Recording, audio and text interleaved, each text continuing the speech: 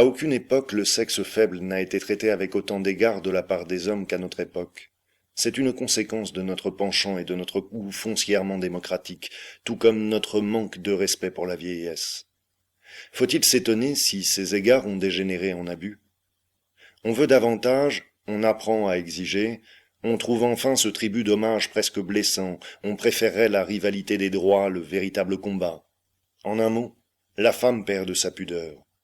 Ajoutons de suite qu'elle perd aussi le goût, elle désapprend de craindre l'homme. Mais la femme qui désapprend la crainte sacrifie ses instincts les plus féminins. Quand les femmes deviennent hardies, quand ce qui inspire la crainte en l'homme, ou plus exactement quand l'homme en l'homme, n'est plus voulu et discipliné par l'éducation, c'est assez juste et aussi assez compréhensible. Ce qui est plus difficilement compréhensible, c'est que par là même, la femme dégénère. C'est ce qui arrive aujourd'hui, ne nous y trompons pas. Partout où l'esprit industriel a remporté la victoire sur l'esprit militaire et aristocratique, la femme tend à l'indépendance économique et légale d'un commis. La femme commis se tient à la porte de la société moderne en voie de formation. Tandis qu'elle s'empare ainsi de nouveaux droits, tandis qu'elle s'efforce de devenir maître et inscrit le progrès de la femme sur son drapeau, elle aboutit au résultat contraire avec une évidence terrible. La femme recule. Depuis la Révolution française, l'influence de la femme a diminué dans la mesure où ses droits et ses prétentions ont augmenté. Et l'émancipation de la femme, à quoi aspirent les femmes elles-mêmes, et non seulement de superficiels cerveaux masculins, apparaît comme un remarquable symptôme de l'affaiblissement et de l'énervement croissant des instincts vraiment féminins. Il y a de la bêtise dans ce mouvement, une bêtise presque masculine, dont une femme saine, qui est toujours une femme sensée, aurait eu honte au fond du cœur.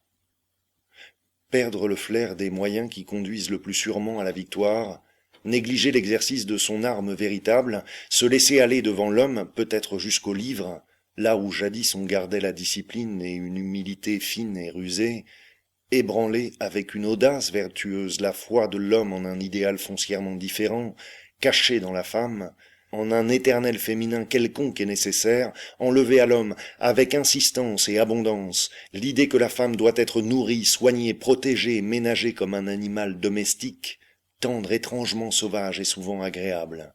Rassembler maladroitement et avec indignation tout ce qui rappelait l'esclavage et le servage, dans la situation qu'occupait et qu'occupe encore la femme dans l'ordre social, comme si l'esclave était un argument contre la haute culture, et non pas un argument en sa faveur, une condition de toute élévation de la culture. De quoi tout cela nous est-il la révélation, sinon d'une déchéance de l'instinct féminin, d'une mutilation de la femme? Sans doute il existe parmi les ânes savants du sexe masculin assez d'imbéciles amis et corrupteurs des femmes qui conseillent à ces dernières de dépouiller la femme et d'imiter toutes les bêtises dont souffre aujourd'hui en Europe l'homme, la virilité européenne, qui aimerait avilir la femme jusqu'à la culture générale, ou même jusqu'à la lecture des journaux et jusqu'à la politique. On veut même de ci de là changer les femmes en libres penseurs et en gens de lettres, comme si la femme sans pitié n'était pas pour l'homme profond et impie une chose parfaitement choquante et ridicule. On gâte presque partout leurs nerfs avec la plus énervante et la plus dangereuse musique qui soit, notre musique allemande moderne. On les rend de jour en jour plus hystériques et plus inaptes à remplir leur première et dernière fonction, qui est de mettre au monde des enfants solides. On veut les cultiver encore davantage et, comme on dit, fortifier le sexe faible par la culture, comme si l'histoire ne nous montrait pas, aussi clairement que possible, que la culture de l'être humain et son affaiblissement, c'est-à-dire l'affaiblissement, l'éparpillement, la déchéance de la volonté, ont toujours marché de pair, et que les femmes les plus puissantes du monde, celles qui ont eu le plus d'influence, comme la mère de Napoléon, étaient redevables de leur puissance et de leur empire sur les hommes à la force de volonté, et non à des maîtres d'école. Ce qui chez la femme inspire le respect et plus souvent la crainte, c'est sa nature, qui est plus naturelle que celle de l'homme, sa souplesse et sa ruse de fauve, sa griffe de tigresse sous le gant, sa naïveté dans l'égoïsme, la sauvagerie indomptable de son instinct, l'immensité insaisissable et mobile de ses passions et de ses vertus.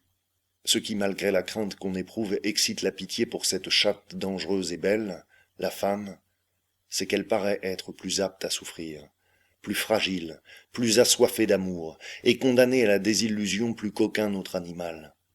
La crainte et la pitié, animés de ces deux sentiments, l'homme s'est arrêté jusqu'à présent devant la femme, un pied déjà dans la tragédie qui, tandis qu'elle vous ravit, vous déchire aussi. Et quoi? Cela finirait-il ainsi? Est-on en train de rompre le charme de la femme? Se met-on lentement à la rendre ennuyeuse? Ô Europe, Europe, on connaît la bête à cornes qui a toujours eu pour toi le plus d'attrait et que tu as encore à redouter. Ton antique légende pourrait une fois de plus devenir de l'histoire. Une fois encore, une prodigieuse bêtise pourrait s'emparer de ton esprit et t'entraîner. Et nul dieu ne se cacherait en elle. Non, rien qu'une idée moderne.